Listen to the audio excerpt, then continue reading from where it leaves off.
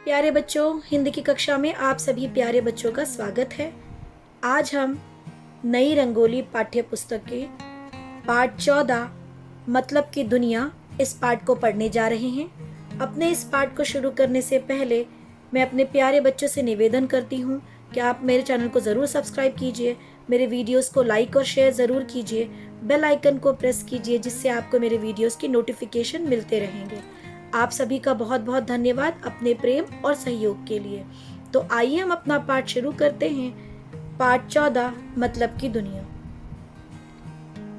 पुत्र और पिता के विचारों और सोच में अंतर होना स्वाभाविक है। जीवन के अनुभव के कारण पिता में ठहराव है, पुत्र की पीढ़ी में अनुभव की कमी है।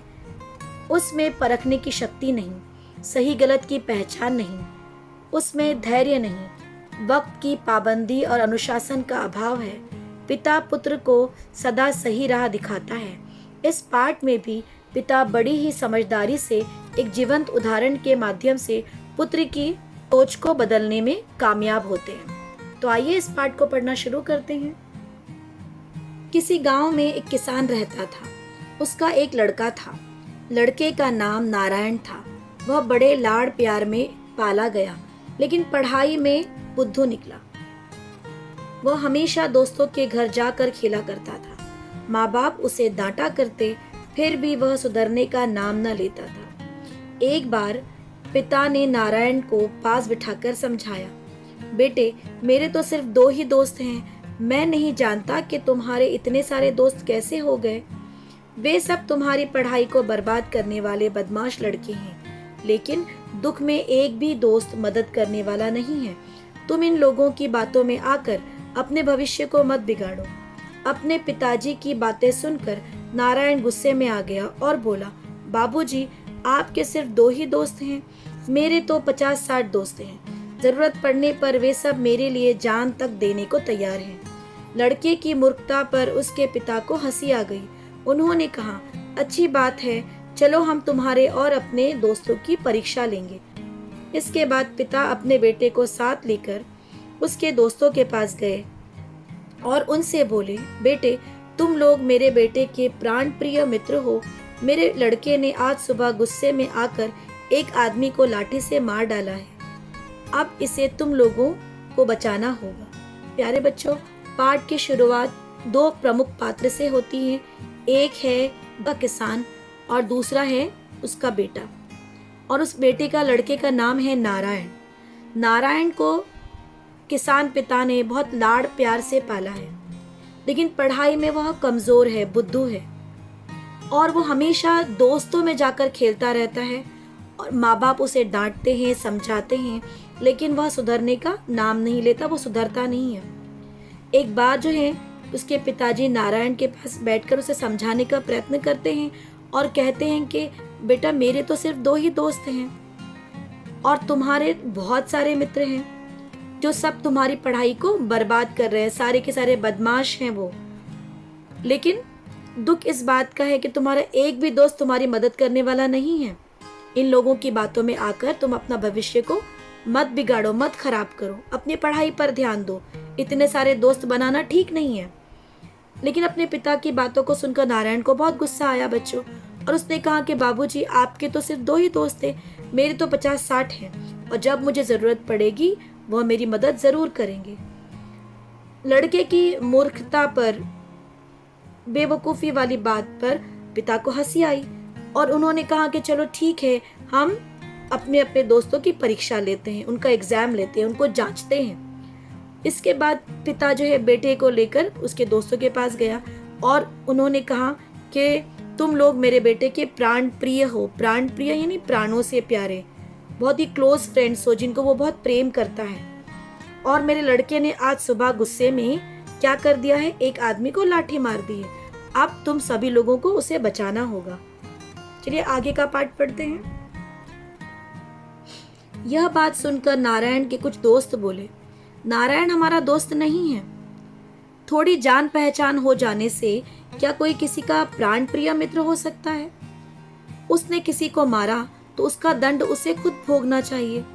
कुछ लड़कों ने कहा, अजी, हम आपके लड़के को जानते ही नहीं, कुछ लड़कों ने यहाँ तक कह डाला, ऐसे लड़के को अपना दोस्त कहने में भी शर्म लगती है। नारायण के सभी दोस्त कोई न कोई बहाना करके खिसक गए। बच्चों, पाठ के इस भाग में उसके पिताजी एक झूठ बात करते हैं और नारायण के दोस्तों की परीक्षा लेना चाहते हैं, इसलिए झूठ बोलते हैं कि नारायण ने आज सुबह किसी को लाठी से मार दिया है और तुम सभी लोगों को इसे बचाना होगा।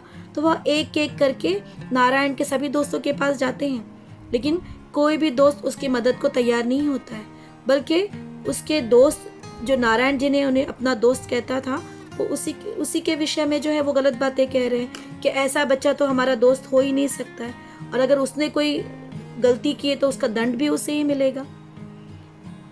चलिए आगे बढ़ते हैं। इसके बाद पिता नारायण को लेकर अपने एक मित्र के घर पहुंचे, उसे सारी बात बताई।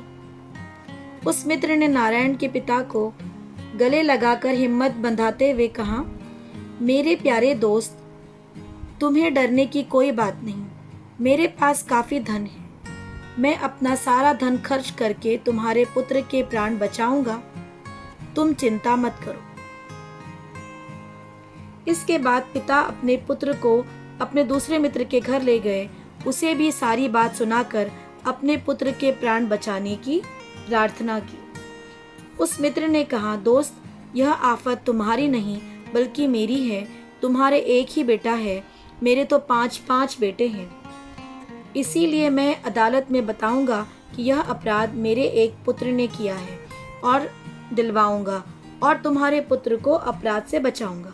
मैं तुम्हारा दोस्त हूँ, अगर मैं इस आफत के वक्त तुम्हारी मदद न करूँ तो हमारी दोस्ती का मतलब ही क्या रहा। तुम डरो मत, मैं देखूंगा तुम्हारे पुत्र पर कोई आंच न आने पाए। इस तरह समझाकर मित्र ने पिता और पुत्र को घर भेज दिया। ये बातें सुनकर नारायण अचरज में पड़ गया। उसने समझ लिया कि उसके पिता के दोस्त ही सच्चे दोस्त हैं और उसके सभी दोस्त मतलबी हैं। उस दिन से नारायण ने उनकी दोस्ती छोड़ दी और अपनी पढ़ाई में ज्यादा मन लगाने लगा। बच्चों, पाठ के इस आगे के भाग में पिताजी अपने दोस्तों के पास जाते हैं। नारायण के पिताजी अपने पहले दोस्त के पास जाते हैं और उन्हें बताते हैं कि नारायण ने लाठी से किसी को मार दिया है। यह बात सुनकर पहले दोस्त ने उन्हें हिम्मत बंधाई और उन्होंने कहा कि मेरे प्यारे दोस्त, तुम डरना नहीं, घबराना नहीं, मेरे पास बहुत सारा धन है, बहुत सारा पैसा है, मैं इसे बचाने के लिए वो सारा पैसा लगा दूंगा, तुम चिंता मत करो। उसके बाद पिताजी दूसरे मित्र के पास जाते हैं। दूसरा मित्र कहता है कि तुम्हारी जो आफत है, तुम्हारी जो मुसीबत है, तुम्हारी जो परेशानी है, वो अब मेरी हो गई।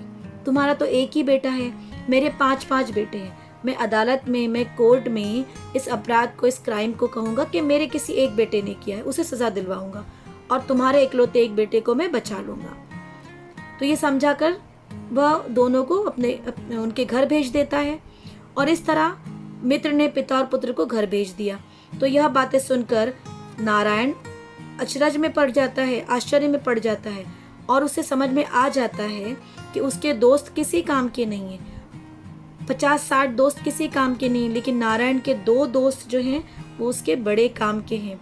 उस दिन से नारायण ने अपनी सारी दोस्तों को छोड़ दिया और उसने अपना मन जो है वो पढ़ाई में लगा दिया।